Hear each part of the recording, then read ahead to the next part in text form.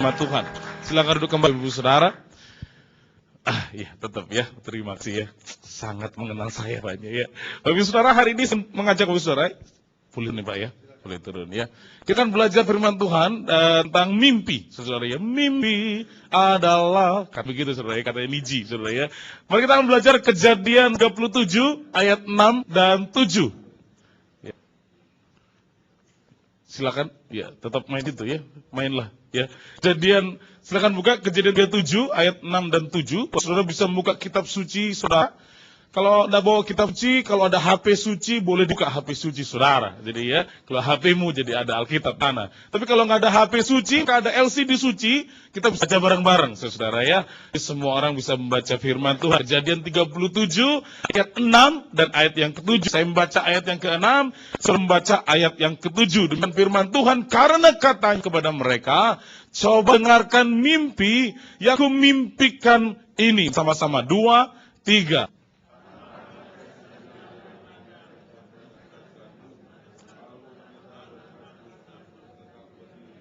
Kemudian datanglah berkas-berkas kamu sekalian.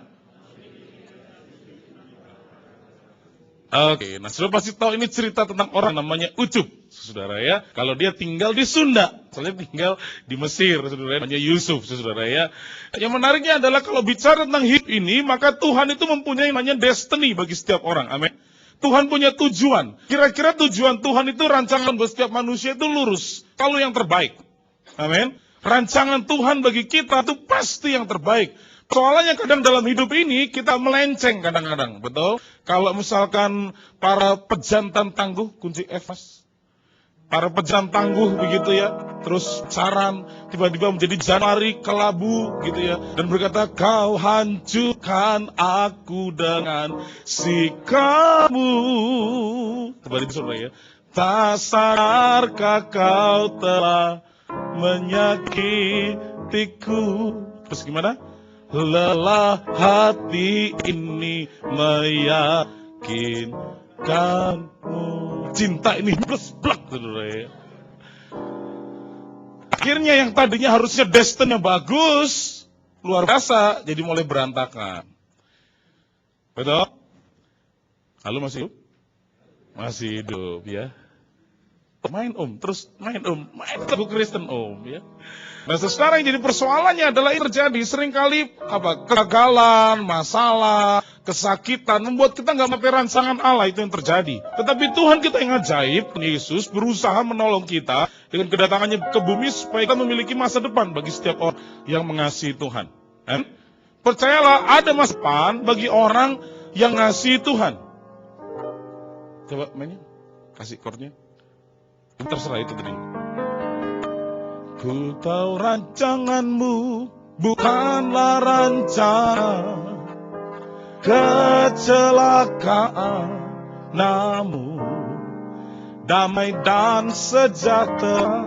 Sebab itu ku kan syukur senantiasa dalam segala perkara. Rancanganmu sempurna. Amin. Pasti masa depan. Persoalannya kadang-kadang kita ada tantangan. Ini masalahnya. Yaitu kita itu ada yang kompetisi. Saudara suka tidak suka, saudara melayakkan belajar kompetisi mulai dari sekolah. Betul? Kenapa ada juara 1, juara 2, juara 4? Kan kompetisi. Di pekerjaan saudara juga kompetisi. Betul? Penilaiannya bagus, kemungkinan dapat reward, dapat bonusnya lebih bagus.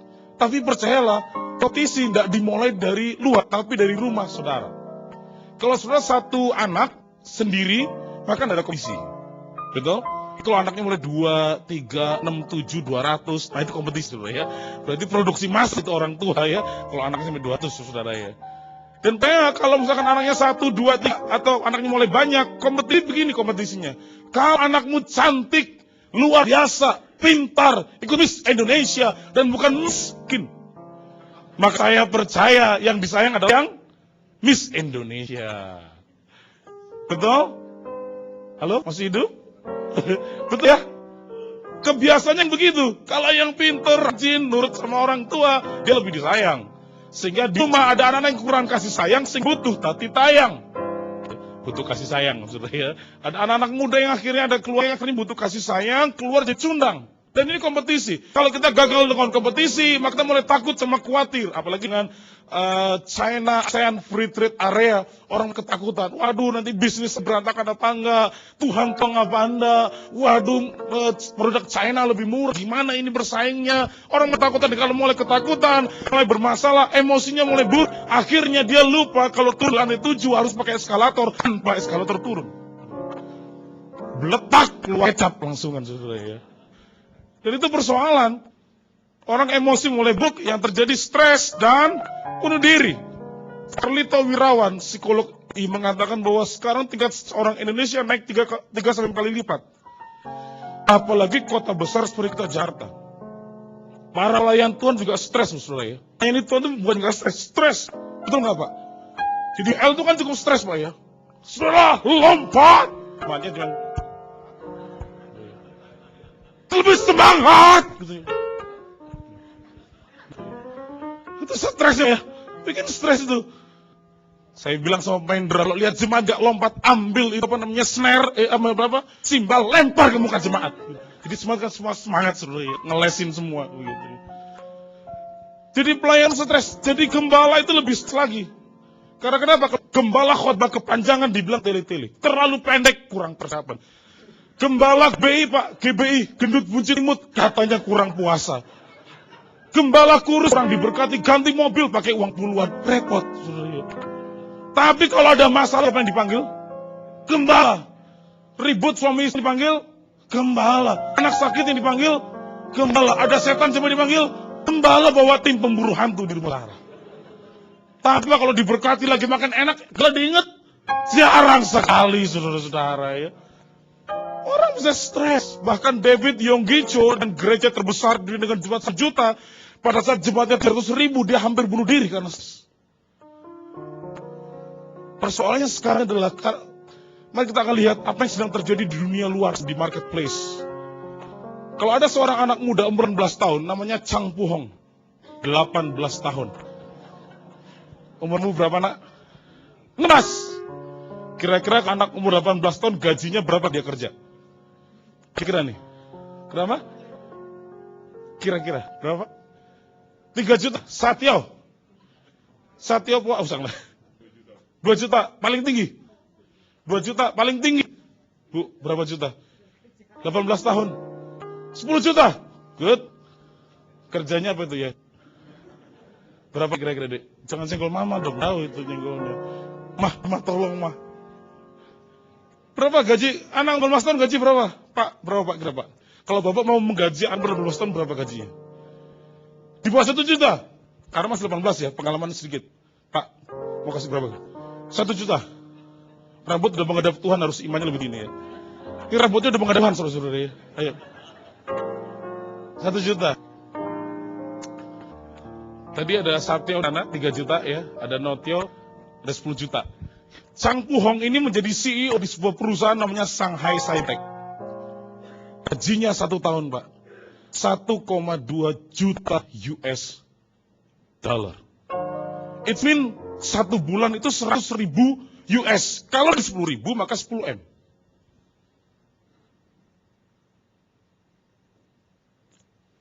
Nama kamu siapa dek?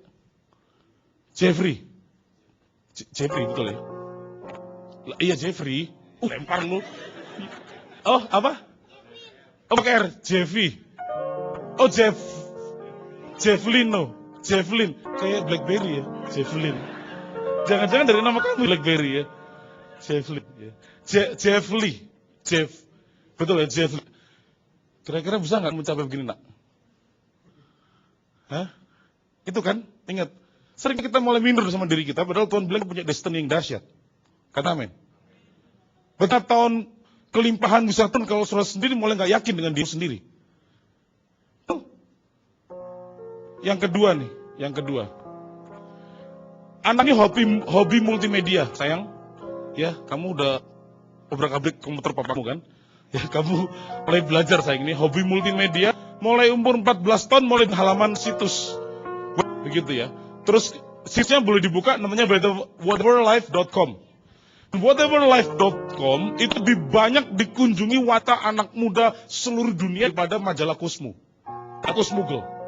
Itu majalah paling mahal sedunia. Jumlahnya tertinggi. Tapi whateverlife.com itu paling dikunjungi. Yang mengelola anak umur 14 tahun. Gajinya, ini saya kehilangan 01 tadi gara-gara di lift ya. Jadi ini jatuh. Ini 70.000. Gajinya itu 7M. 1 bulan. Kekayaannya lebih dari 4 juta. Ditanya, apa yang buat kamu berhasil? Kerjakanlah sesuatu yang kamu senang sehingga bisa menjadi ahli di bidangnya. Namanya Ashley. Sekarang umur 16 tahun lalu. Artinya saya sedang taruh mimpi pada setiap saudara. Kalau kau punya anak, kasih mimpi besar ke anak. Betul? Kalau kau belum berani punya mimpi, berani punya mimpi. Amin? Loh, ini dunia nyata loh. Dan Alkitab pernah beritahu kepada kita seorang muda namanya Ucup tadi. Yusuf. Dengarlah mimpiku ini. Tapi kalau mimpi dari Tuhan, pasti akan terlaksana. Jadi kalau jadi main musik pun, akan main musik di Hillsong sana pun. Amin.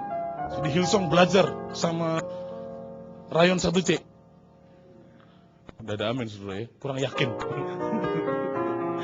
Nah persoalannya sekarang adalah bagaimana kita mencapai mimpi yang terbaik. Itu masalahnya. Wah saya sudah tua pak, saya sudah mana mungkin. Lu kira enggak? McDonald itu memulai usahanya, KFC, Colonel Sanders-nya itu mulai 56 tahun. Dan hari ini menjadi mendunia sekali. Umur 56 tahun. Persoalannya bagaimana mencapai yang terbaik dalam hidup kita. Maka yang pertama, belajarlah punya yang namanya visi. Punya tujuan. Alkitab berkata begini, tanpa visi, without vision, people shall perish.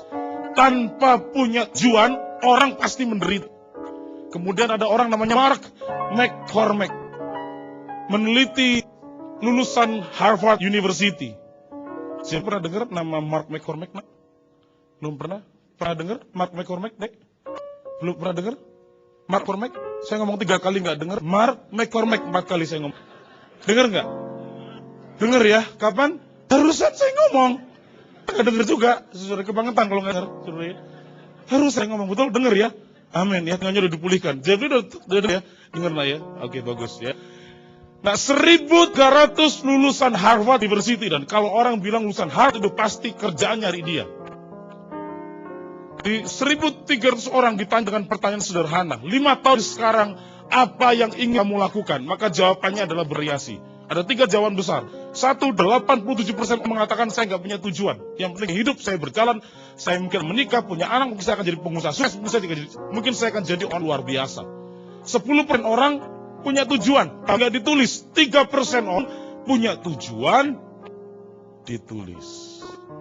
5 tahun kemudian, hasilnya apa?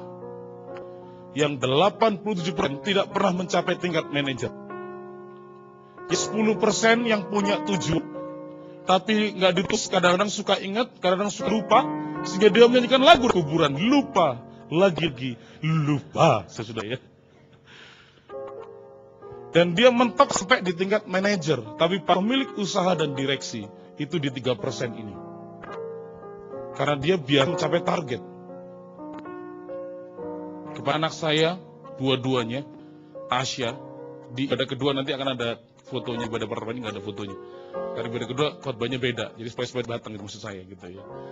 Saya selalu membiasakan khotbah 2 kali, 3 kali, 4 kali gereja yang sama harus beda begitu ya.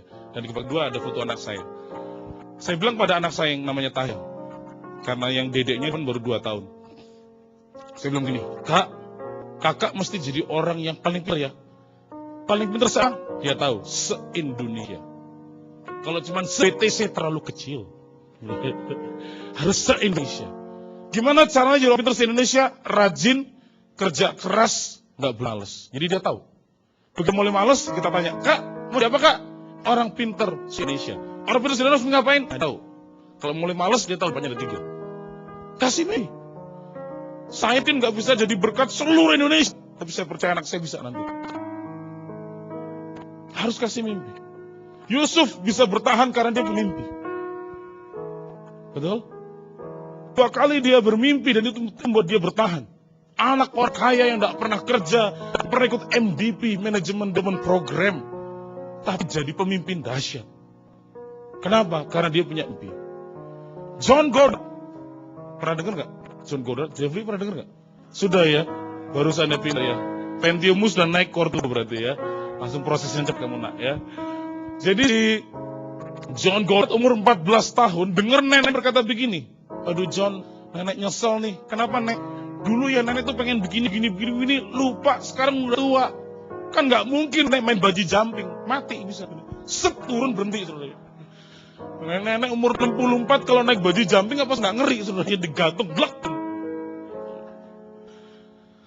Begitu anak umur 14 tahun ini dengar neneknya ngomong nyesel tentang masa tuanya, dia janji begini, saya mau nyesel dalam hidup saya kayak nenek saya.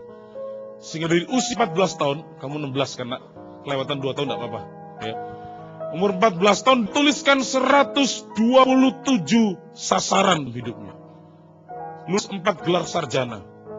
Bahasa Jerman, Prancis, bahasa roh. Sebenarnya bahasa roh gak ada sarjananya sendiri. Bahasa Inggris, satu saya lupa ini yang keempat, sarjana apa. Main cello, main bola basket, baseball, rugby, menyeberangi 10 sungai terbesar dunia, naik 4 gunung tertinggi di dunia, sebutin. Umur 41 tahun, 27 tahun kemudian, dia telah menyelesaikan 127 sasaran. Ini apa mimpi saudara? Setiap tahun, setiap akhir tahun, saya akan belajar review saya. Tahun 2008, saya tuh mimpi saya Pak. Salah dari 20 mimpi saya tahun 2008-2009 adalah saya akan baca 10 buku kepemimpinan, 10 buku teologi, 10 buku pengembangan diri karena saya dosen. Hasilnya, lihat kepala saya, hasilnya. Betul kan Pak? Udah jelas hasilnya saudara ya. Udah jelas satu halaman turun satu turun satu saudara ya. 30 halaman, 30 buku gimana jatuh semuanya saudara ya. Tapi paling enggak saya tahu lewat tahun ini saya merubah. Saya kan lebih banyak baca Alkitab, baca buku itu oke, tapi saya target. Sekarang baca Alkitab itu target. Plus setiap hari baca kitab misalnya. Plus ditambah doanya, plus ditambah naikkan praise and worship-nya. Jadi saya udah mencapai target atau belum. Dan semakin hari Tuhan tiap pagi malah bangunkan lebih pagi. Jadi saya tahu tercapai enggak. Saya enggak minta saudara minta besar. Paling enggak ketika kamu berubah hidupmu, saya akan belajar enggak telat masuk kantor. Bukan kayak itu juga mimpi. Betul? Biasanya telat 5 menit, sekarang saya akan 5 menit sebelum jam kantor. Saya akan belajar setiap pagi kalau mau buka usaha, saya akan tumbang tangan toko saya atau ruko saya. Yang tadi bisa nggak bisa begitu, mulai belajar. Itu hal sepele. Tapi ada dalam ingatan untuk melakukan itu. Helen Keller. Jeffrey pernah dengar? Helen Keller. Kalau saya lu kelupaan kemudian ya. Helen Keller itu buta tuli bisu. Nah saudara kalau punya anak buta tuli bisu, gimana Pak mau ngajarnya? Buta tuli bisu. Ci gimana Ci? Buta tuli bisu Ci. Mau ngajar apa? Mau ngajar gambar nggak bisa ngelihat, diajak ngomong nggak der, suruh komentar nggak bisa ngomong. Gimana bro? Kalau punya saudara buta tuli bisu bro? Susah kan? Kira-kira jadi apa anak buta tuli bisu? Tapi anak ini adalah pengacara. Buta tuli bisu. Pengacara plus 3 gelar yang lain. How come? Itu pertanyaannya. Percayalah, setiap kali Tuhan dengan seorang lahir ke bumi ini pasti punya destiny. Tadi saya bilang dari awal. Selalu akan punya tujuan terbaik. Persoalannya mencapai apa enggak? Ketika dia diajar oleh Anne Sullivan, gurunya, guru cinta Tuhan, mengasihi Tuhan, 6 bulan gurunya stres, angkat tangan. Tapi Tuhan bicara, aku mau punya rencana buat anak ini. Apa yang Tuhan rencanakan? Buta tuli bisu. Dia nggak bisa apa-apa. Enggak, anaknya akan punya sesuatu. Aku mau pakai engkau, ajar anak ini lebih hebat. Akhirnya Anne Sullivan menemukan cara untuk ngomong sama anak ini. Kalau sudah tahu ya, kalau orang tuli itu ada sign language. Betul ya? Kalau begini artinya apa bro? Apa artinya Jeffrey? Peace ya. Metal ya. Ini sebenarnya bukan metal. Kalau begini, itu metal saudara ya. Kalau yang begini putar itu baru metal saudara ya. Tapi kalau begini itu namanya I love you. I love you. I love you. Tapi kalau saudara putar, nah itu betul ya. Itu benar sambil godak, saudara. Itu betul, saudara. Nah, ajarlah dia itu nulis hurufnya itu di tangan. Jadi tulisnya di tangan tuh.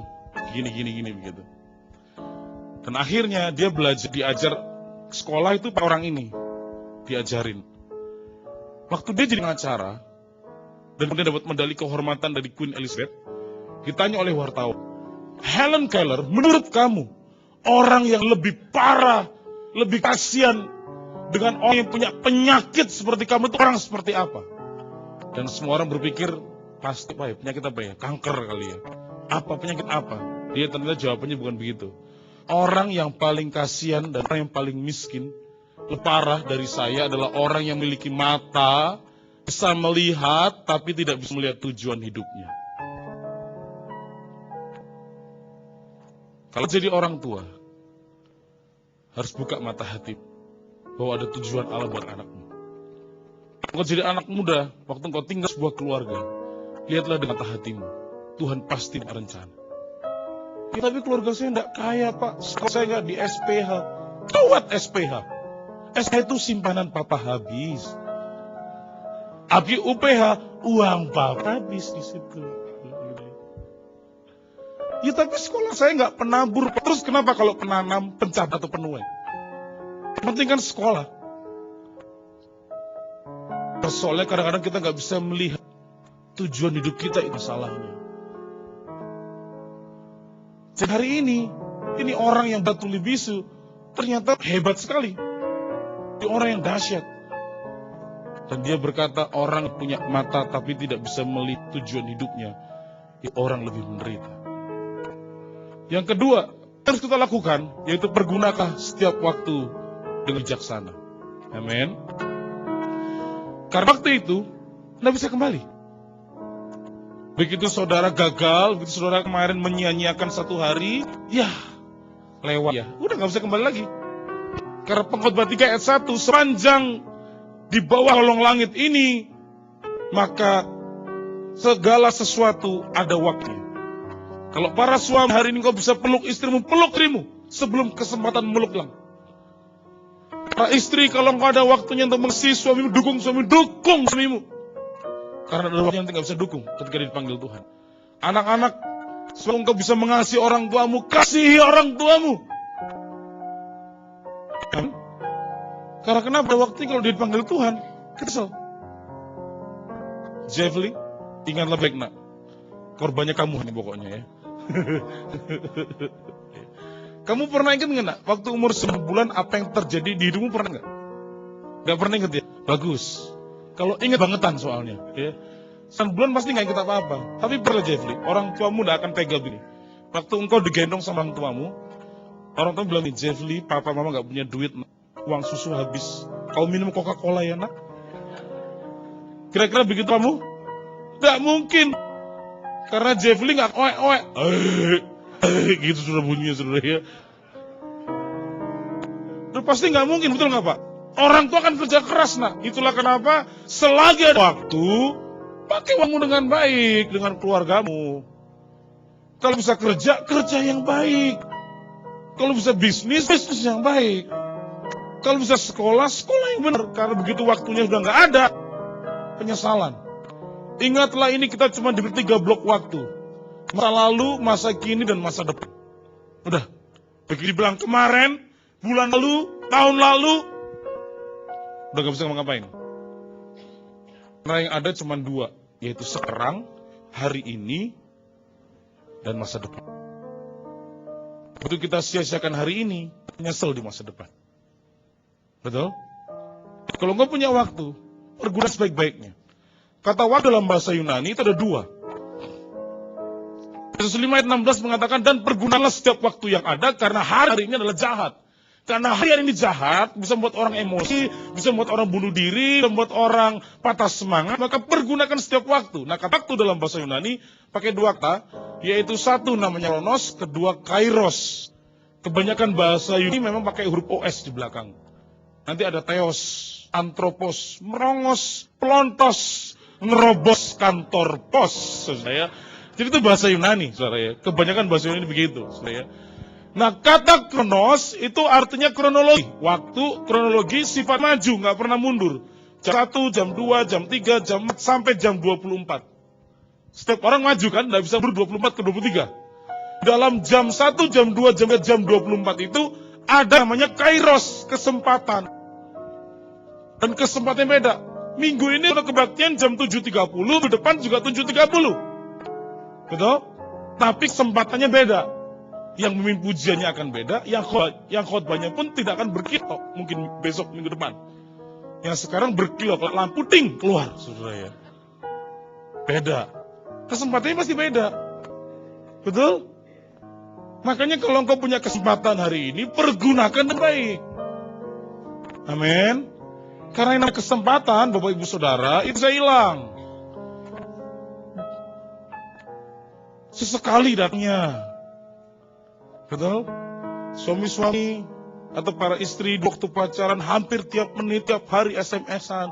I love you, I love you, I love you, I love you, I love you, I love you, I love you. Terus bunyinya begitu. Sekarang udah 7 tahun, 6 tahun, anak mulai 2. Masih nggak itu? I love you, I love you, I love you, I love you, I love you itu. Atau dia kan udah tahu kalau aku sayang. Ingat loh, kesempatan bisa hilang. Betul? Aku punya kesempatan berbisnis, bekerjalah yang baik. Tapi saya lagi jatuh, Pak, tetap bertahan di sana. Siapa tahu Tuhan tolong di sana. Kalau kau bisa melayani, layani bus. Waktu akhir tahun lalu, saya khotbah terakhir itu di Bekasi. Saya agak bingung, saudara ya, kenapa akhir tahun saya tahun lalu di Bekasi, di sebuah gereja kecil perintisan. Saya tidak ngerti. Terus setelah gereja ini meminta jadwal Natal, saudara ya, setelah itu kira-kira di bulan, dia minta Oktober. Terus kemudian ada 9 gereja dan itu rata-rata gereja besar. Saya orang yang belajar komitmen, siapapun yang duluan, dia didahulukan. Enggak perlu gereja besar atau gereja kecil, itu komitmen. Harganya mahal. Kalau berani mulai potong karena uang, integritas saya hancur nanti. Jadi saya tetap layani. Pulang malam hari saya mikir, apa maksudmu ya Tuhan? Sehingga saya ada di gereja ini yang baru tahun berjalan, masih di sebuah rumah yang kecil, kadang dilemparin orang kalau misalkan kebaktian. Apa maksudnya? Setelah khotbah saya ngobrol sama gembalanya. Di situ Tuhan ajar. Lihat tuh ya, masih ada orang yang setia melayani di tempat kayak susah gitu. Sebenarnya kadang kita melayani di tempat enak aja, bertengkar sedikit, nggak cocok pindah gereja. Baru nggak dilayanin, salam lupa begitu ya, langsung kita marah. Itu 6 tahun tuh, dilemparin pindah 7 kali. Saya ajar, Tuhan terima kasih kalau diizinkan melayani. Tuhan terima kasih kalau di tempat kami gereja ibadah masih ada AC. Betul? Itu kalau engkau bisa melayani, pergunakan baik. Satu hal yang saya mengucap syukur terima kasih adalah ada 3 hal. Satu, kepada guru sekolah yang mengajar anak saya. Anak itu super aktif. Begitu lihat orang pakai mic, dia akan lari ke depan mic. Maklum anak pendeta, saudara. Jadi kan pakainya juga di depan. Saudara. Tapi guru sekolah minggunya itu nggak pernah protes. Nggak pernah jitak. Pendeta kalau dicitak dikutuk sama pendeta. Anak pendeta soalnya. Saudara. Yang kedua, saya berterima kasih buat sound system. Karena kenapa? Mereka itu yang jarang ucapkan terima kasih. Coba kalau bunyi ngeng, noleh kemana? Ke belakang kan, langsung ngilang. Coba kalau semuanya nyaman, aman, enak, betul nggak? Kita jarang terima kasih sama sound system. Yang ketiga, saya berterima kasih buat teman-teman yang operator LC. Karena kenapa? Saya khotbah lebih enak. Pernah loh ada gereja-gereja kesulitan mengeluarkan LCD materi saya, bukan jadi nggak karena mungkin malah kemampuan SDM maupun kemampuan alatnya juga. Susah dikeluarin. Saya mengucap syukur tuh buat teman-teman yang menolong di sana. Sehingga Sarah bisa naikkan Zion juga enak kan? Kayak karaoke jadinya kan? Ya kan? Kalau nggak bisa nyanyi ada pemandu karaoke di depan begitu kan? Tapi kita berterima kasih nggak sama mereka? Sekarang kan? Jadi enak begitu telat misalnya. Mana sih nggak ngerti yang dia itu? Enggak, gue nggak tahu. Coba apa itu lagunya? Telat banget sih gitu aja. Kalau lagi bagus nggak dipuji, kalau jelek aja diomongin. Di situ saya belajar tuh banyak hal saya mau syukur di akhir tahun. Sehingga sekarang saya belajar kalau melayani apapun kesempatannya, pergunakan dengan baik, layani dengan baik. Amin. Jadi hari ini kalau kau dikasih hidup oleh Tuhan, pergunakan kesempatan sebaik-baiknya. Saya satu kali kaget ketika beberapa teman, bukan di sini nggak ada, sama sekali nggak ada di sini, nggak aku biasanya ya. Nah, main drum, seru ya, kan ini gereja, kan drumnya di atas. Ada gereja yang drumnya itu turun ke bawah. Kan dilubangin, kasih klik dia turun ke bawah. Sambil drum SMS-nya. Saking canggihnya, seru ya. Jadi duk stak duk duk. Duk stak duk duk. Itu canggih. Ada juga di sini nggak ada, beliau nggak. Penuh pengurapan sambil memimpin ujian. Ku kenaikan syukurku buat hari yang kau beri, tak habis, habis loh ya. Kasih dan rahmatmu. Sambil layanan buka SMS. Mari katakan. Tadi lupa sih. Selalu baru dan tak setelah kebaktian tunggu di depan. Terus kirim. Tolongan tuh dibalas lagi. Dibuka lagi. Dibalas tuh sementara kebaktian. Aduh, saya bilang kebangetan tuh. Ada pakai begitu. Karena kenapa? Kemudian yang kedua, salah kirim ke orang lain. Dan orang itu cerita kayak, apa nggak bisa sih kita hidup handphone 2 jam saja selama ada? Di tempat kami youth, sekarang saya jadi pembina, kita buat peraturan. Sampai ada yang ketahuan main SMS, terima telepon, maka langsung dimasukkan kantong persembahan. Hah? Iya, langsung jual. Karena setelah itu ada yang nebus, 2 kali masuk, itu 2 juta hanya. Dia nebus seminggu. Karena kenapa? Sorry ya, ini ibadah cuma 2 jam. Soalnya nggak bisa nikmatin sungguh sibuk, mikirin BlackBerry lah, SMS, BB lah, B3 lah. BB, BlackBerry, B3, BlackBerry Bold. Atau B3 belum bisa beli. Baru ya cuma 2 jam, kita udah nggak serius. Gimana mau berkati kalau begitu? Gimana tahun kelan bisa turun? Betul? Yang ketiga, ingat ya, kehidupan ini hanya sekali. Jadi pergunakan hidup ini sebaik-baiknya. Waktunya kerja, waktu belajar, waktunya ibadah yang sungguh-sungguh. Kalau bisa doa pagi, jangan kalau bisa, harus ada doa pagi. Amin. Kalau itu cuma sekali. Kalau kau peluk anak-anakmu, peluk anak-anakmu. Karena ada saatnya mereka bisa dipeluk lagi. Kalau kau bisa ngomong I love you pada orang tuamu, ngomong I love you pada Tuhan. Sebelum terlambat. Karena hidup cuma kali. Amin. Saya pernah mengalami kecewa dengan mama saya. Orang tua khususnya. Ayah saya benci karena menceraikan atau meninggalkan ibu saya. 7 tahun saya kecewa. Ibu saya kerja jadi babysitter. Terus kemudian anak nomor 1, 2, 3 bisa kuliah. 4, 5, 6, 7, saya anak ke-6 tidak bisa kuliah. Karena tambah hari kan uang semakin mahal, gaji ibu saya jadi babysitter berapa sih? Tapi ketika akhirnya Tuhan izinkan, saya bisa lulus SMA itu puji Tuhan mikirnya ya. Udah puji Tuhan ya. Maklum karena saya pintar, lihat kepala saya ya. Jadi dapat beasiswa sudah ya. Begitu mau kuliah nggak punya uang, udah saya kerja. Tapi Tuhan terus gerakkan untuk masuk sekolah kitab. Saya ambil S1, selesai S2, terus selesaikan S3. Itu anugerah. Dan akhirnya ketika selesai semuanya, saya pernah sekali merasa nggak nyaman kalau dekat sama ibu saya, Bu. Karena ibu saya cuma SMP.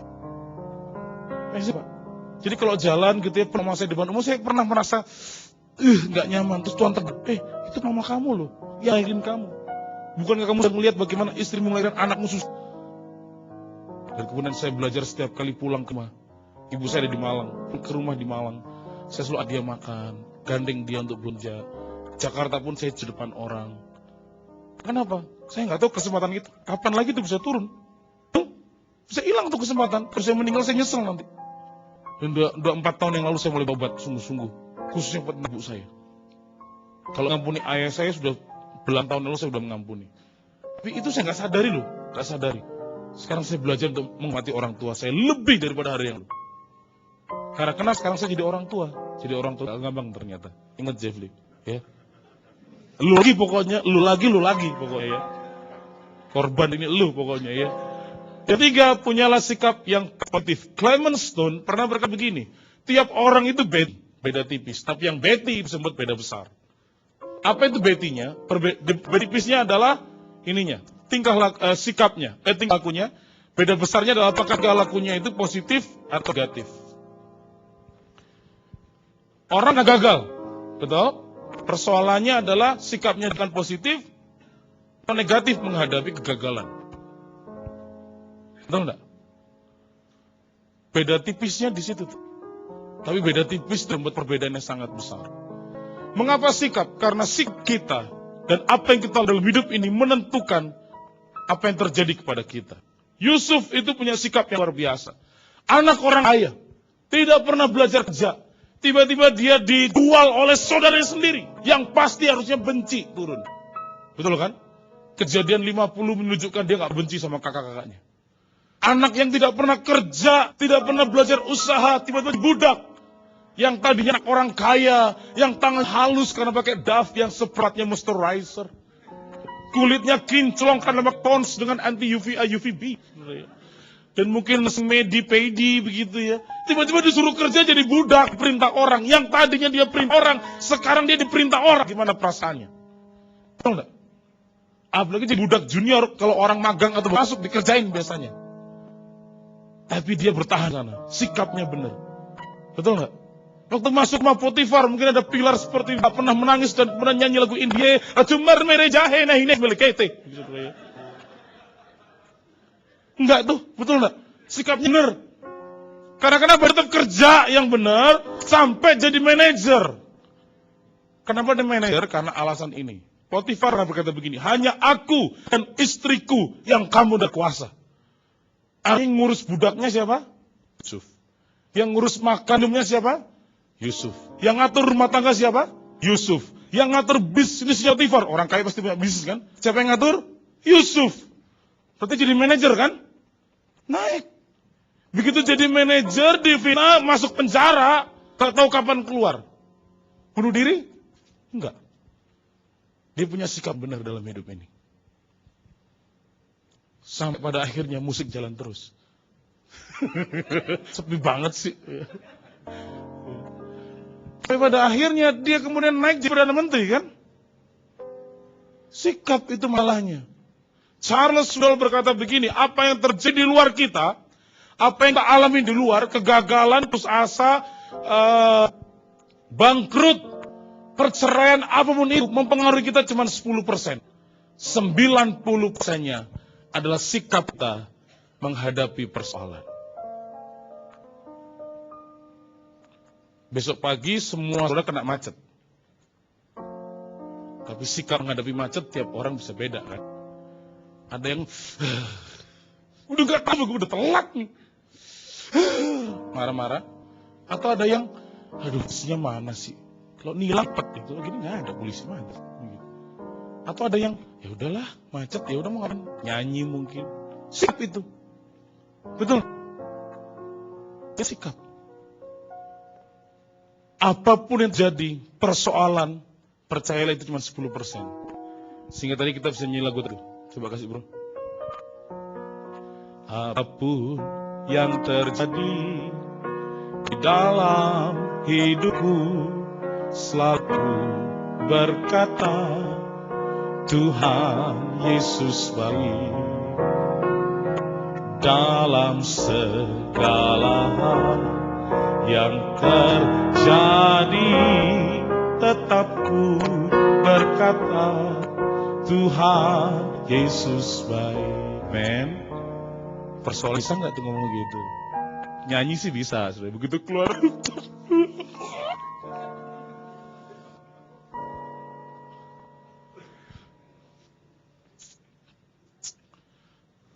Yang terakhir, janganlah menyerah.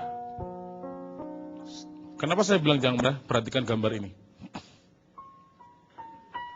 Anakmu nggak seperti ini mungkin. Ini lahir punya tangan, satu tapi jarinya nggak lengkap. 2 kaki nggak ada. Tapi anak ini adalah juara dunia renang 100 meter untuk orang cacat.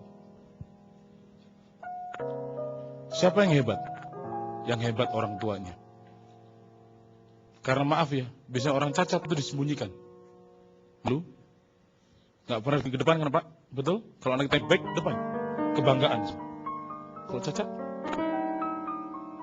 Yang hebat itu orang tuanya, sikapnya. Jangankan untuk bawa keluar. Kalau bawa keluar, oke lah, kita gampang. Masukin dia ke kolam renang. Ngajarin dia berenang tanpa kaki. Bukan persoalan. Betul? Apalagi kalau sampai jadi juara di renang, gimana supportnya? Kalau engkau belum mengalami separah ini, jangan pernah menyerah. Atau kalau engkau mengalami ini pun jangan pernah menyerah. Amin. Amsal 18 ayat 14. Orang yang bersemangat dapat menanggung penderitaannya. Tetapi siapa yang akan memulihkan semangat kata? Persoalannya yang bersemangat apa enggak? Sekali lagi, orang yang bersemangat dapat menanggung penderitaannya. Apapun jenis penderitaannya, dia akan tetap menanggungnya. Asal dia bersemangat. Amin. Salah satunya adalah orang namanya Glenn Cunningham. Glenn Cunningham umur waktu 5 SD kebakar, 80% kulitnya terbakar dan tidak ditemukan detak jantung lagi. Sehingga dokter mengatakan anak ini mati. Dokter berkata pada orang tuanya, Pak, Bu, saya minta maaf, saya usaha yang terbaik, tapi saya nggak bisa nolak, anak ini sudah mati. Tapi anak itu belum mati, tapi detak jantungnya itu nggak kedeteksi oleh stetoskopnya. Tapi di kepalanya dia dengar telinganya dengar dokter ngomong dia mati. Di kepalanya ngomong, dok saya belum mati, Tuhan aku pengen hidup, pengen hidup. Akhirnya dokter katakan, ya pindahkan dia ke coroner, terus mandikan, terus masukin ke tempat itu yang nanti dikubur. Atau dimandikan, dia terus ngomong, Tuhan aku pengen hidup. Dan akhirnya detak jantungnya itu nimbul, gitu ya, berdetak kembali walaupun agak lemah gitu. Begitu peratnya pegang, kaget gitu ya, lari kasih ke dokternya, dok ini anak mas hidup. Bawa ke ICU, diperiksa, berapa bulan kemudian sadar. Tapi begitu dia keluar dari rumah sakit, dokternya berkata, anak ini sih hidup Pak, Bu. Tapi persoalannya tendang ke bawah lumpuh. Jadi nggak bisa ngapain. Diterima sama orang tuanya, dibawa pulang. Waktu dibawa pulang, tiap pagi anaknya diajak jalan, nggak stres. Tiap kali diajak kaman ke backyardnya, ke belakang rumahnya, terus selalu dia banting itu kursi roda, dia merayap. Mamanya nangis, nak ngapain nak? Enggak, aku pengen bisa jalan. Dokter udah bilang, kamu udah bisa jalan. Enggak mah, aku pengen jalan. Jadi dia mintanya sederhana saja, aku pengen jalan. Terus tiap hari banting gitu ya, ngerayap, banting ngerayap. Ada ram-raman dia coba berdiri, jalan lagi. Sampai satu kali, dia mulai berasa ujung kakinya mulai berasa sakit. Jadi syarafnya mulai umur 5 SD, anak kecil. Akhirnya dia mulai bisa berdiri, jatuh, berdiri, sehingga dia jatuh bangun, aku mengejar. Jatuh bangun, jatuh ya. Aku bisa berdiri itu. Waktu dia bisa berdiri, dia mulai coba jalan. Dan dokternya kaget. Amazing katanya. Pasti nggak mungkin bisa jalan. Tapi dia bisa jalan. Waktu dia mulai bisa jalan, dia bilang, Tuhan aku pengen bisa lari. Dan dia lari. Di Amerika Serikat, seorang anak sekolah, kalau pergi ke sekolah, dijemput dengan bus warna kuning. Betul ya, bus sekolah. Dan dia nggak mau dijemput dengan bus sekolah, dia lari dari rumah ke sekolah, kan lebih cepat dari busnya. Karena dia makan biskuit sehingga lari semacam. Kencang sekali suruh larinya ya. And authority-nya, siapa itu Glenn Cunningham? 2. Dia punya gelar MD, itu di bawah PhD. Yang menarik, saudara searching Google Glenn Cunningham dengan image, dan akan temukan seorang lagi lari. Karena dia juara dunia 1.500 meter. Orang yang mati, orang yang dibilang lumpuh, bisa bertahan karena kenapa? Semangat. Persoalan tahun ini, kita baru masuk minggu pertama. Di bulan Februari. Apakah engkau tetap bersemangat di hidup ini? Atau mulai menyerah dengan anak-anakmu, menyerah dengan keluargamu, menyerah dengan keadaanmu, menyerah dengan doamu, selesai. Atau mungkin jangan kita para pelayan kelihatan hebat, tapi juga sudah menyerah, sudah capek. Jangan pernah menyerah. Ingatlah ini masalah, pasti ada solusinya. Karena amin. setiap masalah. Entah masalah itu muncul di rumah, di gereja, di kantor atau bisnis atau di sekolah anak-anak kita, di sekolah kita, percaya selalu ada jalan keluar. Karena 1 Korintus 13:10, pencobaan-cobaan yang kamu alami tidak akan pernah melebihi kekuatanmu. Itu pasti. Cuma kadang-kadang kita menyerah dulu, itu aja masalahnya. Tuhan tahu persis kepada siapa masalah diberikan. Dia persis. Dan pasti sesuai kemampuan kita. Amin. Persoalannya sekarang adalah bagaimana supaya kita tetap bersemangat, itu masalahnya. Maka kata semangat itu muncul dari bahasa yang namanya antusias.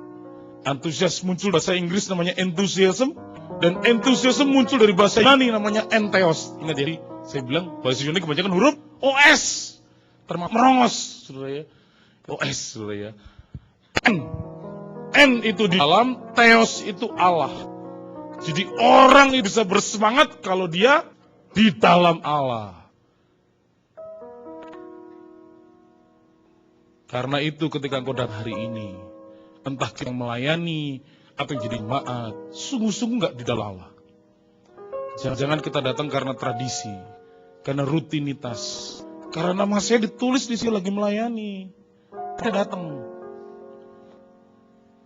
Mari cek, kita masih dalam Allah enggak? Bukankah pokok anggur itu rantingnya harus tertanam atau menempel pada pokok anggur itu? Betul? Maka tidak akan pernah terjadi kelimpahan kehidupan, gak akan pernah terjadi. Engkau tidak ditinggal di dalam Allah. Engkau tidak akan pernah bersemangat, engkau tidak tinggal di dalam Allah yang hidup. Jadi hari ini, tetaplah bersemangat. Sangat! Saudara ya. Tetap bersemangat. Ya. Apapun keadaanmu, tetaplah bersemangat, kata Sicing, saudara ya. Dan biar sukacita Allah atas saudara, sehingga aman terjadi, kita tetap diberkati oleh Allah yang luar biasa. Amin. Mari berikan tepukan buat Tuhan Yesus kita yang ajaib. Apapun yang terjadi di dalam, mari berdiri bersama-sama.